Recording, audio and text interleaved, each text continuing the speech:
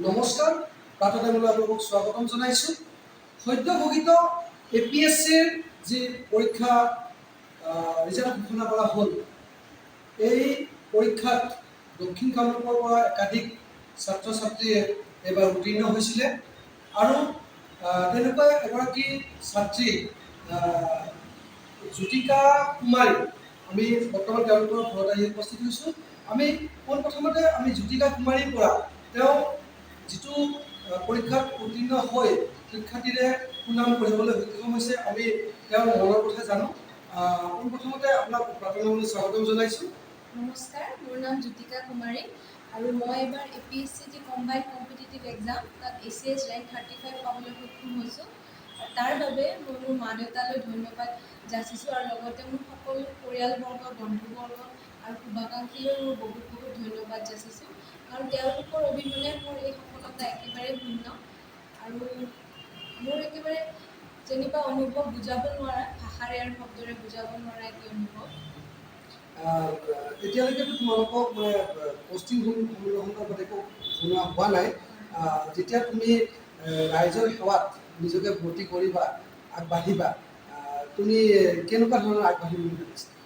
পৰিকল্পনা নিশ্চয় বহুত আছে, মানে ৰাইজৰ সেৱা কৰিম বুলিয়েই এই সেৱাটোত আগবাঢ়ি আহিছোঁ। তাৰ বাবে বহুত দিনে ৰাতি কষ্ট কৰিছিলোঁ আৰু পিছলৈও যাতে মোৰ নিজৰ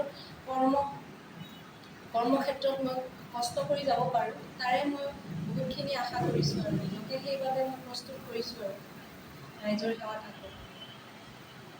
এয়া আছিলে জ্যোতিকা কুমাৰী। জ্যোতিকা কুমাৰীৰ সফলতাৰ ক্ষেত্ৰত আপোনালোকে জ্যোতিকা কুমাৰীৰ মুখেৰে শুনিছে তেওঁৰ মাক দেউতাকৰ যথেষ্ট অৰিহণা আছে।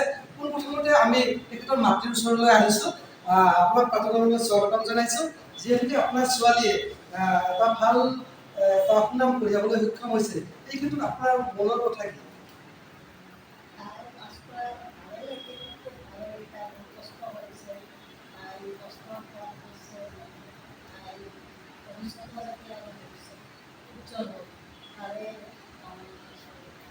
মিঠাই বিলাইছে নে নাই? কালি ৰাতি খবৰটো পালোঁ, ৰাতিপুৱা তাৰমানে আহিলে মানুহ আহিলে আজি মানে ৰাতিপুৱা মানুহ আহিব আৰু দিব আৰু দিছোঁ আৰু মানুহজন আহিব বুলি কৈছে আৰু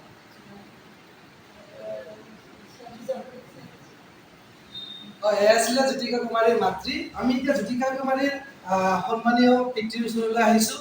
যিহেতুকে তেখেতে আজি সঁচাকৈ এক মানে ভাবিব নোৱাৰা অনুভূতি তেখেতে আজি অনুভৱ কৰিছে। আমি পোনপ্ৰথমতে আপোনাক প্ৰাথমিকভাৱে স্বাগতম জনাইছোঁ। আপোনাৰ ছোৱালীয়ে যিটো আপোনাৰ সুনাম কঢ়িয়াই আনিলে, আপোনাৰ এটা মান কঢ়িয়াই আনিলে, এই ক্ষেত্ৰত আপুনি কি ক'ব? মই আচলতে ক'ব গ'লে ভাবিব নোৱাৰা আনন্দ পাইছোঁ। মই যিটো ভাবিছিলোঁ, প্ৰথমতেতো মই ভাবিছিলোঁ যে তাই এইটো পাৰিব নোৱাৰে, ইমান টান বিষয়। মই নিজে কৈছিলোঁ তাই, কিন্তু তাই মনে মনে সেইটো চেষ্টা কৰি আজি সাফল্য লাভ কৰিছে। সেইটোৰ কাৰণে মই খুবেই আনন্দ আৰু অঞ্চলবাসীও আনন্দ পাইছোঁ। পিছলৈ যদি তাই দক্ষ বিষয়া এজন হ'ব বুলি অসম চৰকাৰৰ তালৈ মই কামনা কৰিছোঁ আৰু এই পৰীক্ষাটো সুকলমে চলাই নিয়াৰ বাবে আৰু দক্ষজনে পোৱা মানে হেৰি কৰা মানে যোগ্যজনে পোৱাৰ বাবে মই চৰকাৰক ধন্যবাদ জনাইছোঁ।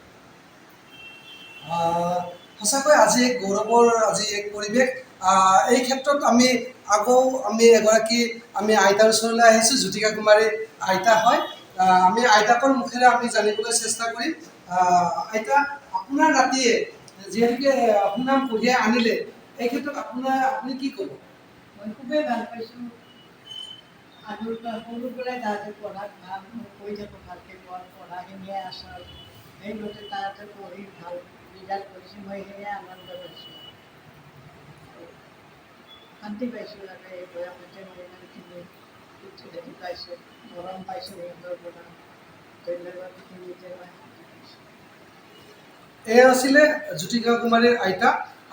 পুনৰাই আমি জ্যোতিকা কুমাৰীৰ ওচৰলৈ আহিছিলোঁ। আমি তেওঁৰ পৰা জানিব বিচাৰিম তেওঁৰ এই যি সাফল্যতা আনিলে, এই ক্ষেত্ৰত তেওঁৰ পঢ়াৰ ক্ষেত্ৰত কেনেধৰণে কোনে সহায় কৰিছিলে? হয়, পঢ়াৰ ক্ষেত্ৰত সহায় বুলিলে মোৰ মা দেউতাৰ অবিহনে মই আজি সফলতা কেতিয়াও নোৱাৰিম পাবলৈ। মা দেউতাই বহুত সহায় কৰিছিলে আৰু লগতে বন্ধুবৰ্গও বহুতখিনি সহায় কৰিছে আৰু লগতে মই যি কোচিং লৈছিলোঁ তেওঁলোকৰ পৰাও বহুত গাইডেঞ্চ পাইছোঁ। ভাণ্ডাৰাইজ একাডেমী তেওঁলোকে গাইডেঞ্চ দিছে, বহুত গাইডেঞ্চ দিছে। তাৰ বাবে মই সকলোলৈ বহুত ধন্যবাদ দিছোঁ। আমি আপোনালোকক জানিবলৈ চেষ্টা কৰিম যিহেতুকে বিগত সময়ছোৱাত APSCৰ ওপৰত বহুতো কালিমা সনা হৈছিলে, বহুতো এনেকুৱা দুৰ্নীতিৰ আঙুলি উঠিছিলে, কিন্তু বৰ্তমান সময়ত সেই দুৰ্নীতিবিলাক মুক্ত হৈ APSC এটা মুক্তভাৱে এটা পৰীক্ষা পাতিবলৈ সক্ষম হৈছে। এই ক্ষেত্ৰত মাননীয় মুখ্যমন্ত্ৰী হিমন্ত বিশ্ব শৰ্মা ডাঙৰীয়াক বা আগৰ যিজন মুখ্যমন্ত্ৰী আছিল সৰ্বানন্দ সোণোৱাল ডাঙৰীয়াক আপুনি কেনেধৰণে ধন্যবাদ জ্ঞাপন কৰিব? মই আমাৰ মাননীয় মুখ্যমন্ত্ৰী হিমন্ত বিশ্ব ডাঙৰীয়া মহোদয়ক বহুত ধন্যবাদ যাচিছোঁ আৰু লগতে অসম লোকসেৱা আয়োগৰ ওপৰত যি কলা ডাৱৰ আছিল সেই একেবাৰে আঁতৰিছে বুলি আমি বিশ্বাস কৰোঁ। কাৰণ মই জনাত গোটেইখিনি দক্ষসকলে পাবলৈ সক্ষম হৈছোঁ। যিসকলে কষ্ট কৰি গৈছে তেওঁলোকে কিন্তু পাইছে। বাকী ইয়াত আগৰ নিচিনা সেইবোৰ ভয় খাবলগীয়া একো নাই। যোনে বিচাৰিছে তেওঁলোকে নিশ্চয়কৈ প্ৰস্তুতি কৰিব পাৰে। মই যদি পাৰিছোঁ সকলোৱে পাৰিব। হয়, আজি APSC আজি ডাৱৰমুক্ত হৈছে, কলীয়া ডাৱৰমুক্ত হৈছে। এই ক্ষেত্ৰত আমি পোনপ্ৰথমতে নাম ল'ব লাগিব আমাৰ প্ৰাক্তন মুখ্যমন্ত্ৰী সৰ্বানন্দ সোণোৱাল ডাঙৰীয়া আৰু বৰ্তমান দুৰ্নীতিৰ বিৰুদ্ধে হিমন্ত বিশ্ব শৰ্মা ডাঙৰীয়াকো আমি ধন্যবাদ জ্ঞাপন কৰিব লাগিব। অনাগত সময়ত আৰু স্বচ্ছ আৰু নিকাভাৱে অন্যান্য পদবীবিলাকতো যাতে শিক্ষিত ল'ৰা ছোৱালীয়ে অগ্ৰাধিকাৰ পায়, তাক তেওঁলোকে আগবঢ়াই দিব বুলি আমিও বিশ্বাস ৰাখিছোঁ আৰু এইখিনিকে মেলামি দেখিছোঁ। ধন্যবাদ।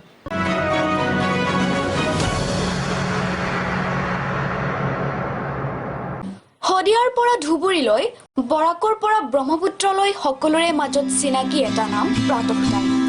থলুৱা ভাষা, কৃষ্টি আৰু সত্য বাতৰিৰ আধাৰত প্ৰতিষ্ঠিত খবৰ প্ৰাতঃ টাইমৰ প্ৰতিটো বা বাতৰি পুংখানুপুংখভাৱে চাবলৈ Facebook, YouTube, website, Twitter, Instagram আৰু ব্লগাৰ পেজত লাইক আৰু